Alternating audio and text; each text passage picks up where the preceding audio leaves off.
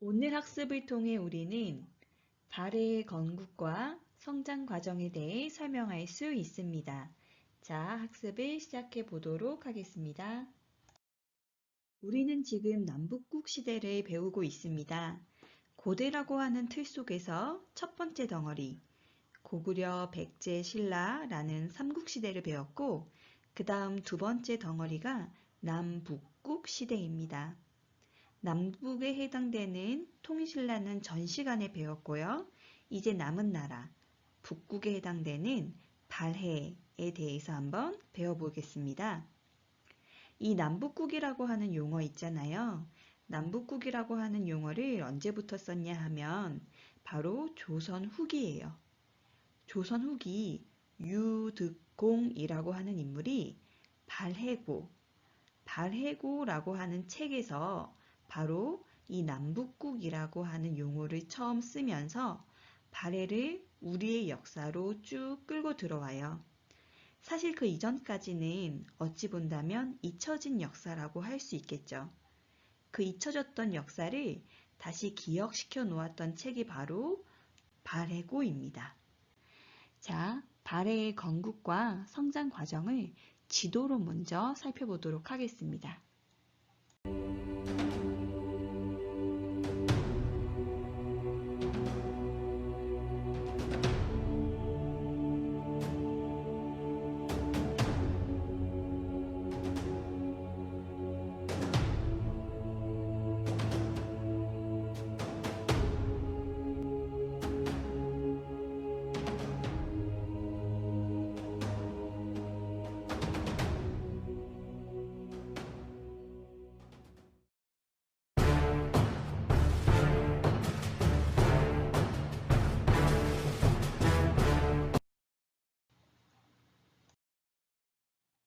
발해에서는 4명의 왕을 기억해 주셔야 되는데요. 일단 고왕. 고왕은 여러분들이 대조영으로 더 잘 알고 있을 텐데요. 발해를 세운 사람입니다. 고구려 출신으로 고구려 유민과 말갈족을 이끌고 동모산에서 발해를 건국했습니다. 발해는 고구려를 계승한 나라예요. 그 다음에 무왕. 이름 그대로 무예를 뽐내는, 즉 싸움을 잘하는 왕이라고 기억을 하시면 될 것 같아요. 문왕은 싸움보다는 뭔가 평화를 지향하는 그런 뉘앙스를 그리시면 되고요. 마지막으로 선왕은 이때의 발해의 전성기를 맞이하게 되었습니다. 무왕을 먼저 살펴볼게요. 일단 기본적으로 발해라고 하는 나라는 당나라와 사이가 안 좋아요. 왜일까요? 발해는 고구려를 계승한 나라라고 했잖아요. 고구려를 멸망시킨 나라가 당나라입니다. 고구려를 계승한 발해 당연히 당과 사이가 안 좋겠죠. 자, 이러면서 무왕은 놀랍게도요. 중국 당나라를 공격을 해요. 산둥반도, 지도에서 툭 튀어나온 곳 있잖아요. 그 산둥반도에 등주를 공격하게 됩니다. 등주라는 곳이 어떤 곳인지 아세요?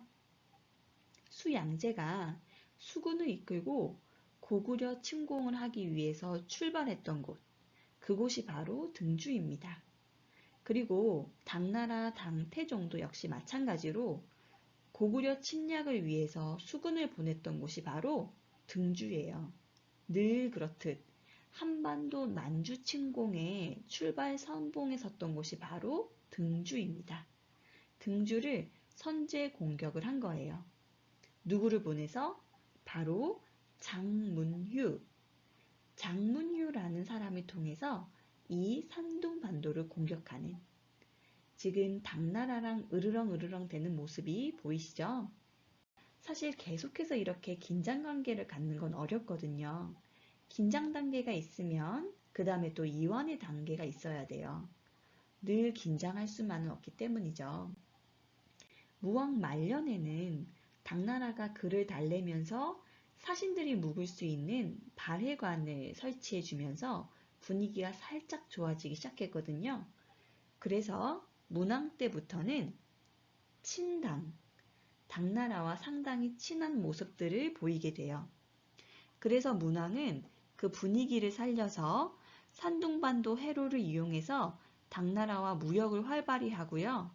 당나라의 유학생도 파견을 했었고, 당나라 과거제인 빈공과에 합격한 이들도 많이 나왔다고 합니다. 그리고 당의 선진 문물을 받아들여서 제도를 정비하고요. 그 다음에 당의 정부 조직, 삼성육부라고 하는 정부 조직을 모방을 하는데 이것에 관해서는 다음 페이지에서 조금 더 자세하게 설명해 드리도록 할게요. 그리고 지금까지의 발해는 사실 신라와도 사이가 안 좋았어요. 나당연합 때문에 고구려가 멸망했기 때문에 그 고구려를 계승한 나라가 발해니까 당연히 신라와도 사이가 안 좋았어요. 그런데 이 문왕 때는 신라와도 사이가 좀 좋게 가지고 갑니다. 그래서 만든 게 뭐냐 하면 신라와도 교역할 수 있는 길, 루트. 그게 바로 신라로 가는 길, 신라도입니다. 이 신라도가 또 문왕 때 만들어지게 되었어요. 일본과도 교류가 이루어지게 되고요. 여러모로 문왕은 굉장히 평화를 지향하는 왕이었습니다. 자, 그 다음에 드디어 선왕. 발해가 너무 멋지게 잘 나가는 때이거든요. 선왕은요, 요동 땅을 공격을 하면서 옛 고구려의 영토를 되찾습니다. 그거 아세요? 고구려 때의 영토가 제일 넓을 것이라고 생각하시는데 그게 아니에요. 발해의 영토가 고구려의 영토보다 더 넓습니다. 우리나라 역사에서 가장 큰 영토를 가진 나라가 바로 발해 되겠습니다. 자, 발해는요, 지방행정조직을 어떻게 나눴냐면 발해의 지방행정조직은 5경, 15부, 62주, 5경, 15부, 62주 이렇게 전국을 나눠요. 굉장히 넓다 보니까 많이 나눴습니다. 그 5경, 15부, 62주 아래의 말단 조직은 말갈 촌장의 자치를 허용하기도 했었습니다. 이래서 이때 중국에서 발해를 뭐라고 불렀냐면 해동성국이다. 해동성국. 바다 동쪽에 융성한 나라라는 뜻이에요. 이렇게 잘 나갔던 발해의 전성기도 있었습니다. 그런데 결국 발해는 누구의 공격을 받냐면 거란, 동쪽으로 세력을 확대해온 거란의 공격을 받아서 결국 무너지게 되는데요. 좀 이해가 안 되는 게 이렇게 잘 나가던 발해가 너무 빠르게 무너지는 거죠. 미스테리입니다. 역사에서 굉장히 미스테리인데 유력한 설은 바로 이거예요. 발해가 멸망한 시점에 어떤 일이 있었냐 하면 백두산이 폭발을 하거든요. 사실 백두산은 지금도 언제 폭발할지 몰라요. 지금도 활동 중에 있는 화산입니다. 그래서 북한에서도 지금 굉장히 연구를 하고 있는데 이때 빵 터졌고 그 화산재가 어디까지 날아갔냐면 일본까지 날아갔어요. 일본에서 백두산의 화산재가 발견이 됩니다. 어마어마한 화산이 터졌고 그 과정에서 발해가 무너진 게 아니겠느냐 이야기하는 학자들도 있어요. 너무 잘 나가던 나라가 갑자기 무너지다 보니까 이게 뭐야? 어떻게 이럴 수가 있어? 생각하는 것 같아요. 이런 가능성도 아마 열어두고 한번 발해사를 보시기 바랍니다. 그렇다면 과연 발해에 영향을 주었던 나라들은 어디가 있는지 발해에 영향을 미친 나라들에 대해서 한번 살펴볼게요. 먼저 고구려 계승입니다. 고구려의 계승, 굉장히 중요한 포인트예요. 이 고구려를 계승했다고 볼 수 있는 근거들을 꼭 기억하셔야 되는데요. 고구려 계승의 근거, 그 내용들을 한번 살펴보도록 하겠습니다. 일단 기본적으로 발해의 민족 구성 자체가 이원적 민족 구조예요. 이원적 민족 구조. 이게 무슨 말이냐면 발해의 민족을 피라미드로 한번 그려보면 피라미드 위에 위층, 지배층이 고구려인이에요. 소수인데 지배를 합니다. 그리고 아래 지배되어지는 다수는 말갈인들이었어요. 다수는 말갈인이었습니다. 이렇게 이원적으로 민족 구조가 되어 있었거든요. 지배하는 자들이 고구려인이었기 때문에 고구려 계승을 했구나. 고구려를 계승한 거구나 라고 볼 수 있다는 거죠. 그런데 이런 생각도 한번 해봐야 돼요. 발해가 왜 빨리 이렇게 무너졌을까? 그거는 사실 이 이원적 구조를 이렇게 보면 역시 고구려, 역시 발해구나 뭐 이런 생각을 가질 수도 있겠지만 또 한편으로는 한 나라인데 왜 저렇게 이원적으로 나뉘어져 있었을까? 왜 말갈인들을 적극적으로 안고 가지 못했을까?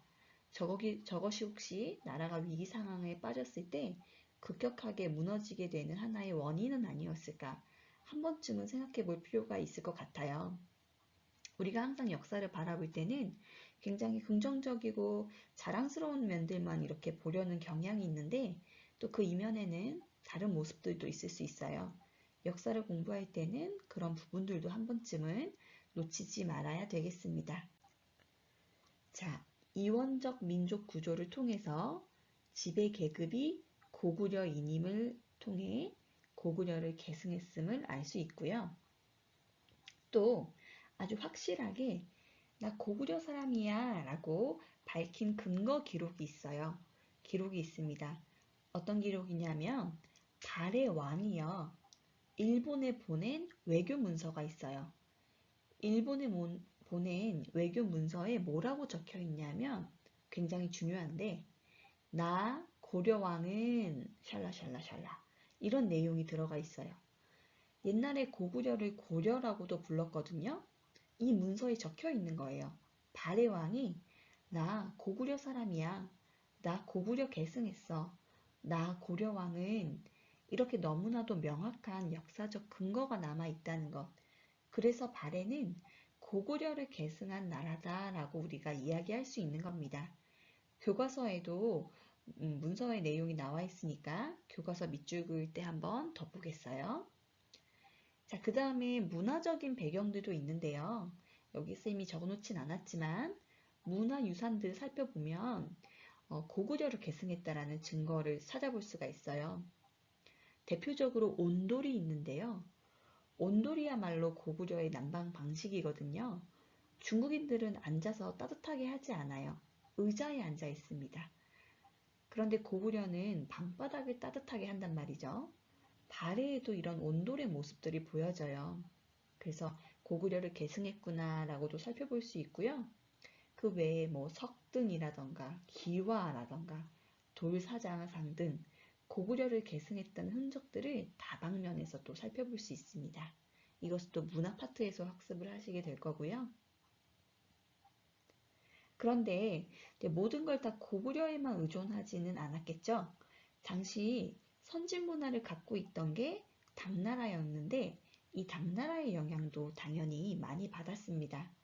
자, 당의 영향을 받은 것은 무엇이 있는지 한번 살펴보도록 하죠. 먼저 행정 조직입니다. 당나라는요, 삼성 6부에 의해서 중앙 행정 조직이 돌아가요. 중서성, 문화성, 상서성. 여기 보면은 성, 성, 성 해서 삼성. 그리고 그 아래 조직으로 이, 부, 호, 부, 예, 부, 병, 부, 형, 부, 공, 부. 이렇게 6개의 부, 이렇게 중앙 행정 조직이 돌아가거든요. 뭐 이 부서와 관련해서는 현재 우리나라도 뭐 교육부, 기획재정부, 국방부, 외교부, 보건복지부 등등 부가 있잖아요. 이런 조직이 이루어졌다는 거예요. 당나라의 삼성육부 시스템을 발해에서 받아들여요. 언제냐면 문왕 때요. 문왕이倾당적인 모습을 보인다고 했었잖아요. 그래서 이때 당나라에 굉장히 많은 영향을 받는데요. 삼성육부의 조직을 가져와요. 그런데 여기서 재미있는 것은 당나라의 이름을 그대로 따르지 않고요. 이름을 조금씩 바꿔요. 정당성, 상서성이라고 안 해요. 선조성, 중대성 이렇게 이름을 좀 바꾸고요. 부서의 이름도요. 충, 인, 의, 지, 예, 신. 이것들은 전부 다 유학에서 중요시하는 덕목들이거든요. 삼성육부라는 틀은 가지고 왔지만 또 나름대로의 독자성은 가지고 있었구나. 나름대로의 독자성을 가지고 있다는 사실 하나도 기억해 놓으시면 되겠습니다. 또 당나라의 영향을 받은 게 뭐가 있냐 하면요. 발해가 수도, 도시를 계획을 할 때 당나라 장안성을 모델로 가지고 와요. 당나라 수도인 장안성을 본떠서 건설한 계획도시가 바로 상경성 용천부입니다. 상경 용천부. 지난 앞에서 발해의 지방 행정 조직이 오경 15부 62주라고 했잖아요. 5경 중에 상경, 15부 중에 용천부. 이 상경 용천부가 발해의 수도 역할을 했거든요. 그런데 여기에 도시계획을 하는데 뭘 만들어냈냐 하면 바로 주작대로라는 게 건설이 돼요. 주작대로. 이 주작대로가 뭐냐 하면 궁을 중심으로 해서 중앙에 이렇게 길을 내는 거예요. 지금 우리도 그렇잖아요. 광화문 앞에 세종로가 쭉 뚫려 있죠.